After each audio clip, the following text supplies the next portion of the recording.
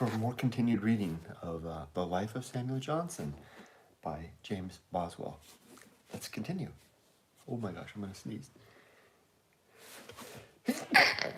Pardon me. Let's do this. Carrying on where we left off yesterday. The way I'll do this is that when I carry on from one page to the next, I'll just go back to the start of the paragraph, the preceding paragraph, and go from there. So that way we have a little bit of the continuity. So we're still in the introduction. Oh, and in honor of the great man himself, Samuel Johnson, a cup of tea, please. A cuppa.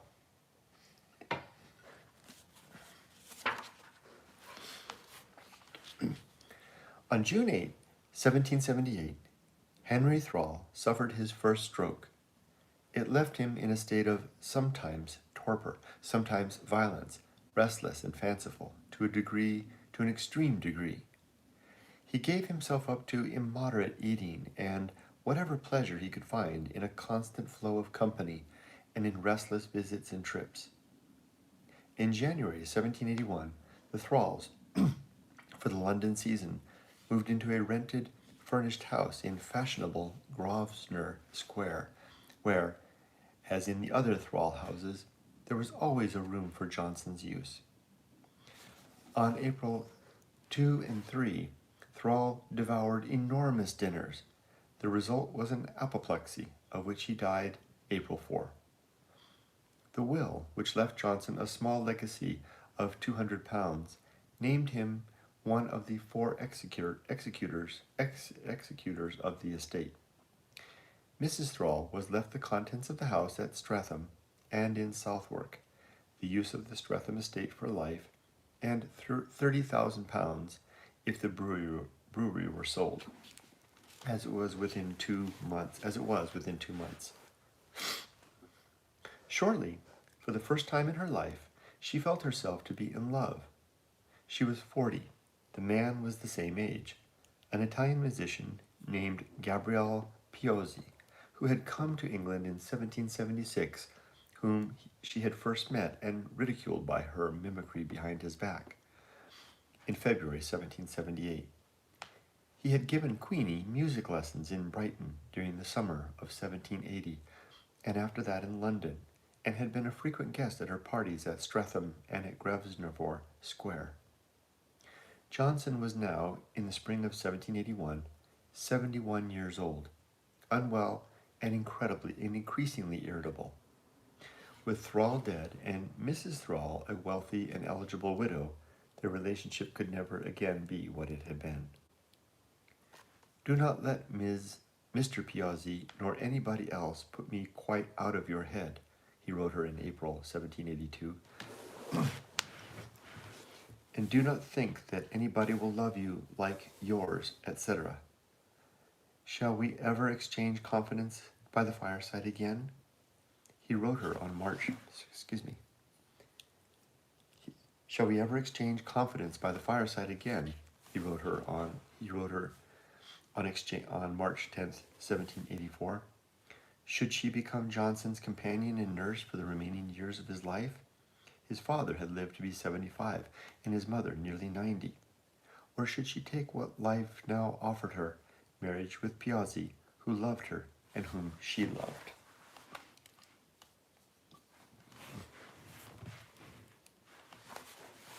Another sip.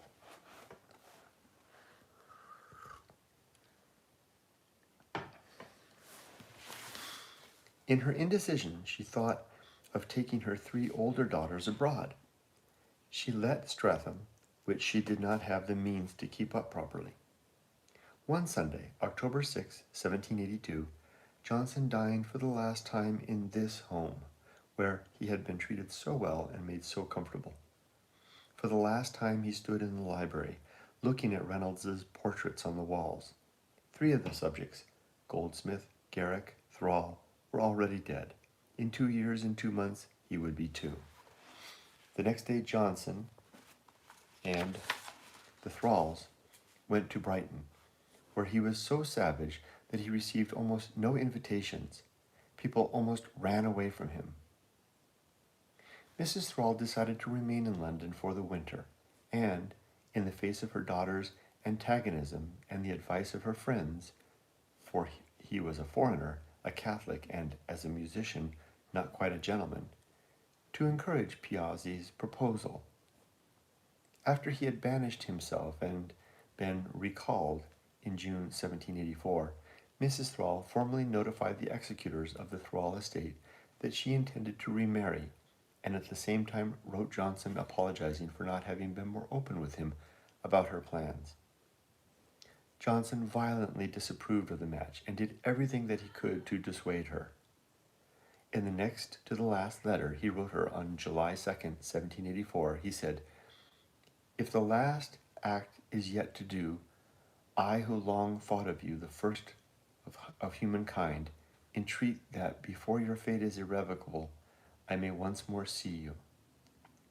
Her reply 2 days later said, "You have always commanded my esteem, and long enjoyed the fruits of my friendship, never infringed on by one harsh expression on my part. During 20 years of familiar talk, never did I oppose your will, or control your wish, nor can your unmerited severity itself lessen my regard." In his final letter to her, July 8th, he wrote, "Whatever I can contribute to your happiness, I am ready to repay for that kindness which soothed 20 years of a life radically wretched. The tears stand in my eyes. I am with great affection your most humble servant." Hester Thrall and Gabrielle Piozzi were married in London on July 3rd, 1784. They left England for France and Italy in early September. News of Johnson's death in London on December 13th reached her in Milan. By early 1785, she was being asked by Sir John Hawkins, who was to write the official biography, for anecdotes. For 17 years, she had herself been collecting material about Johnson for use in some sort of memoir or life. She now urged a correspondent in London to get for her anecdotes about the early and the last years of his life. "I used to tell him in jest," she wrote in Thralium, "that his biographers would be at a loss concerning some orange peel he used to keep in his pocket, and many a joke we had about the lives that would be published. 'Rescue me out of all their hands, my dear, and I will do it yourself,' said he. 'Taylor, Adams, and Hector will furnish you with juvenile anecdotes, and Baretti will give you all the rest that you have not already.'"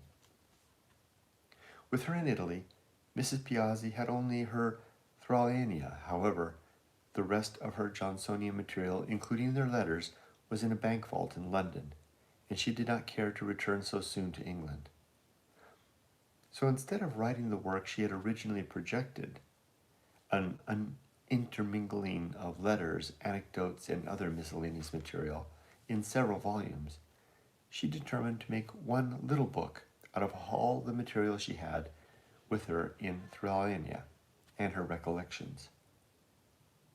Anecdotes of the late Samuel Johnson, LL.D., during the last 20 years of his life, appeared on March 25th, 1786. The first edition of 1,000 copies had been sold by evening. 3 other printings soon followed.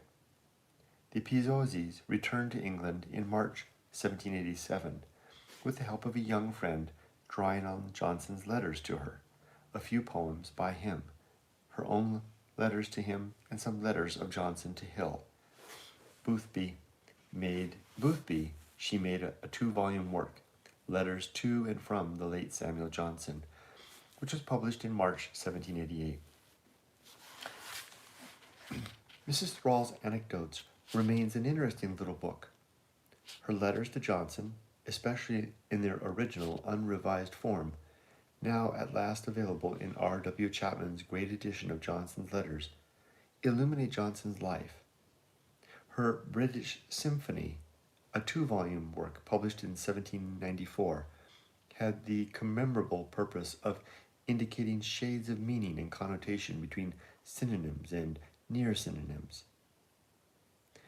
Mrs. Piazzi's Mrs. Piazzi's no longer readable 2-volume Observations and Reflections made in the course of a journey through France, Italy, and Germany, 1789, was criticized as her anecdotes had been for its colloquial style, but it may have helped to hasten the disintegration, towards the end of the century, of the stilted stiffness of the Judeo-Johnsonianness of literary mediocrities. Dr. Johnson's lively companion will always hold the esteem and admiration of Johnsonians for all she did for him in the long years of friendship.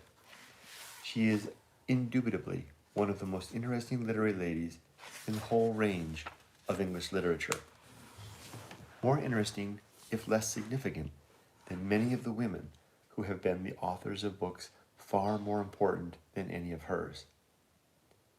As long as Boswell's life is read, Johnsonians will respect, admire, and, in a Johnsonian sense, love her.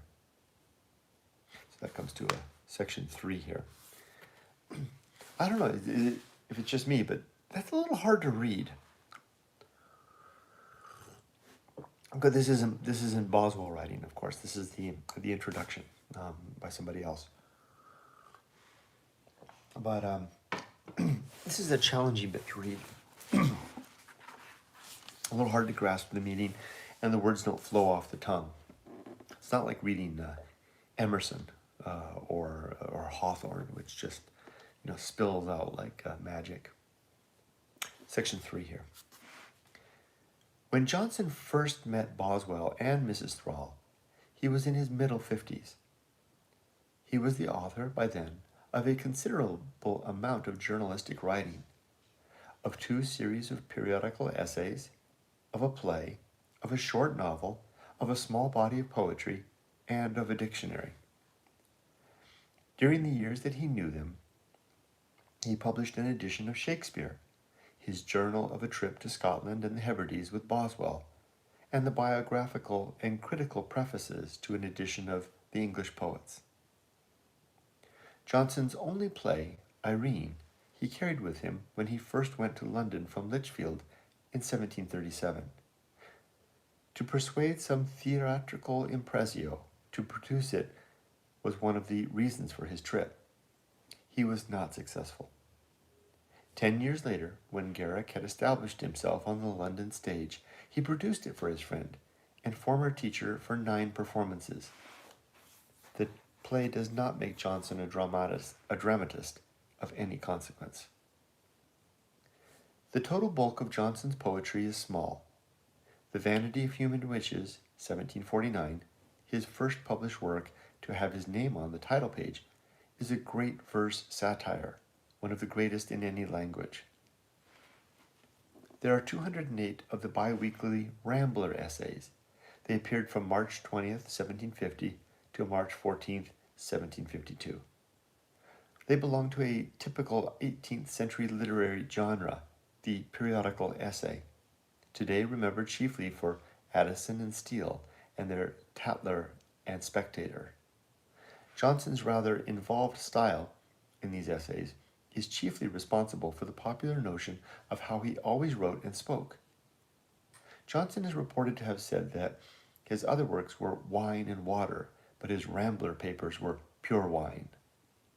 He wrote another, shorter series of 104 periodical essays, The Idler, which appeared in the Universal Chronicle from April 1758 to April 1760. In June 1746, Johnson had agreed with Dodsley and other booksellers to write a new dictionary of the English language, the need for which had for some time been apparent. Earlier, 18th century compilations contained such definitions as an animal well known for mouse, and a round utensil for various uses for wheel. If Johnson, on the other hand, sometimes wrote such definitions as that of cough, a convulsion of the lungs, velicated by some sharp serosity, it is pronounced cough, he was at any rate not shirking the dictionary maker's primary job of definition. I guess not.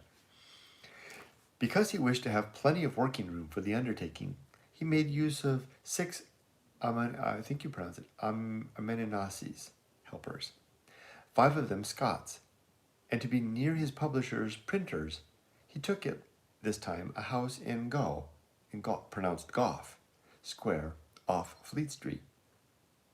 Johnson had hoped to finish his work on it in 3 years, but it took him 9. The dictionary was published in April 15, 1775, in 2 large folio volumes weighing some 27 pounds. Johnson did 2 things that have been done in every good dictionary ever since. He discriminated between different senses of a word, and he provided examples in quotations of the actual uses of words in contexts. It was a dictionary that could be read with profit, interest, and amusement. Its large store of quotations provided an educational force that cannot be calculated. Of like importance was its effect on the stabilization of English spelling and pronunciation, although this effect was probably much less than it has sometimes been said to be. Most readers of Johnson's letters will be somewhat surprised at Johnson's own use of capitals and punctuation marks and the variety of his spellings. If Johnson had done nothing other than compile his dictionary, he would have a very honorable position among men of letters. Carlyle wrote that in the dictionary, considered alone of Johnson's writings, one could trace a great intellect, a genuine man. It has been described in the mid-20th century as a landmark in the development of language and of human thought. Probably nearly 50,000 copies were sold in Johnson's lifetime. For a century after his death, it continued to be sold in revised and supplemented versions. Some years ago, the work of restoration of Lichfield Cathedral provided the figure on a buttress of Johnson holding a copy of his dictionary. Johnson's short novel, Rasselas, appeared anonymously April 19, 1759. Johnson told a friend that he wrote it in the evening of one week, which was probably the week following the death of his mother in Lichfield. It is likely that the popular story that he wrote, Rasselas, to pay for his mother's funeral, has at least some truth to it. Yet Johnson's well-known remark, "No man but a blockhead ever wrote except for money," should not be taken as literally as some have taken it. It is perhaps unintentionally ambiguous. The notion of writing something simply for the pleasure of writing it, or because of some undeniable compulsion to write it, was foreign to him.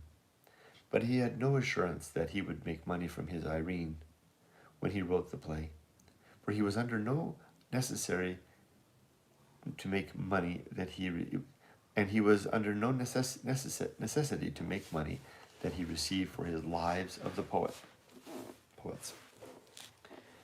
As early as 1745, when he published some miscellaneous observations on the tragedy of Macbeth, Johnson had in mind a new edition of Shakespeare.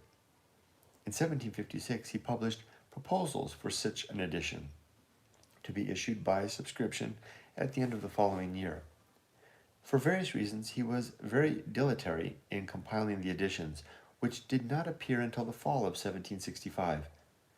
It is the long preface of nearly every 70 pages that remains of most interest. This is one of the best pieces of 18th century Shakespeare criticism, which no Shakespearean can afford to be unfamiliar with and to underrate. In 1777, about 40 London booksellers invited Johnson to write short lives as prefaces to an edition of English poets. Johnson did not choose the poets, but he was not editorially responsible for the text or the form of that work took. He must have had in mind the sort of thing he spoke of to Boswell at Ullinish in September 1773, when they were on their Scottish expedition. Talking of biography, he said, he did not know of any literary man's life in English well written. It should tell us of his studies, his manner of life, the means by which he attained to excellence, his opinion of his own works, and such particulars.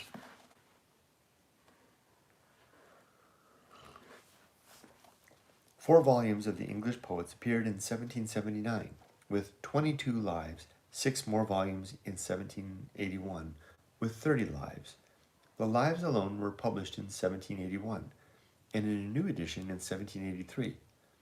A considerable part of the work was writing and of correcting proofs Johnson did during visits to Streatham and Southwark.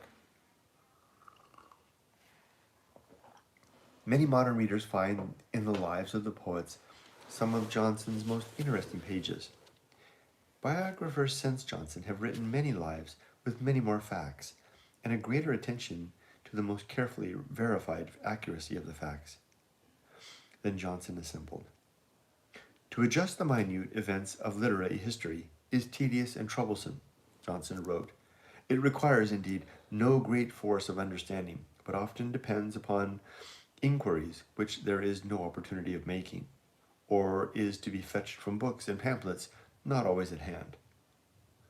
The lives still make good reading, and in disagreement with Johnson's opinion, the reader can see that they are the criticism of a highly penetrating intelligence.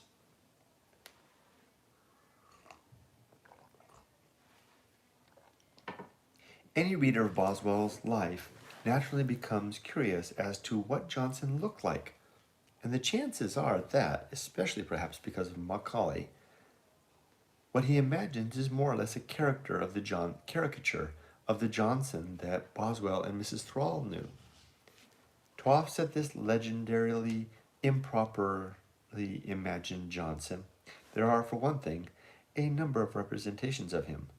Only those who will look long and carefully at reproductions of the portraits by Barry, Opie, and Reynolds of the Wedgwood profile on the title page of the McAdam Hyde edition of The Diaries, 1958, or the Turner engravings from Humphrey's drawing in Bates Johnson, and of the engravings in Barry's sketch in Crutch's Johnson, can properly imagine the Johnson his contemporaries knew. It is not to be forgotten that there are different Johnsons. The huge, lumbering young man of his impoverished and difficult early London years. The Johnson whose life was made so much easier by his pension, and whose behavior and outward appearance were both modified and civilized by the Thralls. He told Mr. Thrall that he had never sought to please till past 30 years old, considering the matter as hopeless. The old man, ill and no longer having Mrs. Thrall to soften his life and make it more agreeable for him. Johnson's stepdaughter, Lucy Porter, remembered him as being in his early 30s, lean, lank, bony, noticeably scarred, wearing his own straight, stiff hair, which we know was medium brown, later touched with gray, likely to make odd gesticulations and convulsive starts, which came unexpectedly, and were likely to seem somewhat ridiculous. Mrs. Thrall remembered him, when she first knew him, as remarkably tall, an unusually strong man with exceedingly large limbs, with prominent, noticeable features, and a rugged complexion, though the original complexion had certainly been fair. Nearsighted and with imperfect sight in one eye, his eyes of a light gray color, wild, piercing, and at times fierce. That he should have been likened to a bear, he even made the comparison himself, was probably inevitable. But it is well to recall that his friend, Goldsmith, once said of him that the only thing bearish about him was his skin. Until Boswell denied it, the story circulated that it was Boswell's father who had made the following observation. "James, you told me this man was not a star of the first magnitude in the literary world only, but a very constellation of stars. You are perfectly right, James, and his name is the Ursa Major," the Great Bear. The great delights... Hold on. So Boswell denied that story. The great delights of his life was conversation. The great delight of his life was conversation and mental intercourse. Sir John Hawkins wrote of him, "I have heard him assert that a tavern chair was the throne of human felicity. Wine there exhilarates my spirits, and prompts me to free conversation and the interchange of discourses with those whom I most love. But it is well to remember that for years Johnson drank no wine and limited himself to water, tea, and lemonade. I dogmatize and am contradicted, and in this conflict of opinions and sentiments, I find delight. When Johnson talked, he talked to win. It is a misconception of many who have read about Johnson but have not read Johnson that he normally wrote and spoke only in excessively long, elaborate, constructed rhetorical sentences, composed mostly of polysyllabic words. Mrs. Thrall wrote that he used big words only when the little ones would not express his meaning as clearly, or when the elevation of the thought would have been disgraced by a dress less superb. And Boswell agreed with her. Mr. Johnson's language is suitable to his sentiments. He uses large words because he has large ideas. The truth is that Johnson had several styles. The prose style of the Lives of the Poets is considered simpler than that of the Rambler essays. Any reader of his letters can find in them a remarkable range of deliberately different effects.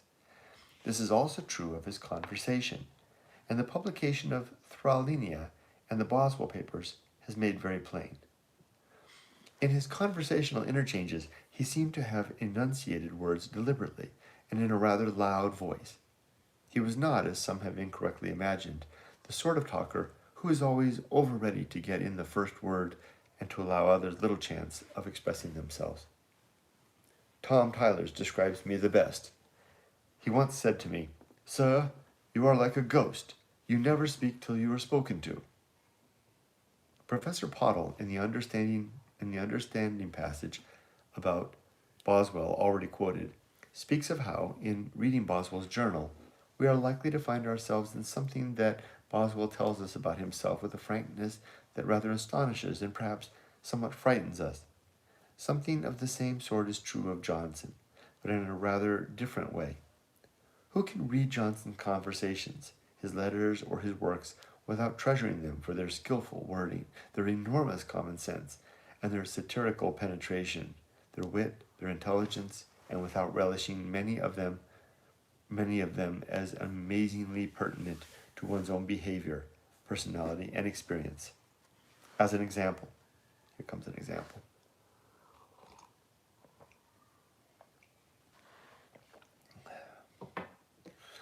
A man may write at any time, if he will set himself doggedly to it. This was a good dinner enough, to be sure, but it was not a dinner to ask a man to. A man should keep his friendship in constant repair. I hope I will never be deterred from detecting what I think a cheat by the menaces of what? I hope I will never be deterred from detecting what I think a cheat by the menaces of a ruffian. Oh, okay. It matters not how a man dies, but how he lives. That fellow seems to me to possess but one idea, and that is a wrong one. Every man has a lurking wish to appear considerable in his native place. Interesting. A man will turn over half a library to make one book. Patriotism is the last refuge of a scoundrel. Knowledge is of two kinds. We know a subject ourselves, or we know where we can find information upon it. And I think I'll stop there for tonight. Okay, another night in the bag. We're making our way through the introduction. The writing is, it's interesting information in the introduction writing, but the writing is so. I can't wait to get this boat off the shore, through the shallows and out into the deep, so we can put the sail up and start sailing us some Boswell, shall we? All right. Well, let me see if there's any comments. I think your writing was good, Kurt. Oh, well, thank you very much, Jaden. I appreciate that. All right. Well, thanks for joining me, and have a great evening. I'm going to bed, and I'll be back tomorrow with more Johnson. Take care. Bye-bye.